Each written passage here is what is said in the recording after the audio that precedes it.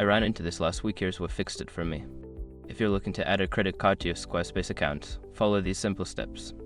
Step 1. Log into Squarespace. Start by logging into your Squarespace account. This will take you to your dashboard where you can manage your website settings. Step 2. Navigate to Billing. Once you're in the dashboard, find and click on the Billing option in the left-hand menu. This section contains all your payment and subscription details. Step 3. Add Payment Method. In the Billing section, look for an option that says Payment Methods and click on it. You should see an option to add credit card. Step 4. Enter credit card information.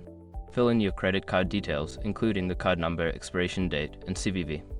Make sure to double-check for any typos, as an incorrect number can lead to payment issues. Step 5. Save changes. After entering your information, click the Save button to confirm your new payment method. You should see a confirmation message once it's successfully added. If you follow these steps, you should have your credit card added in no time. If you run into any issues, just double-check your card details for accuracy. Happy building!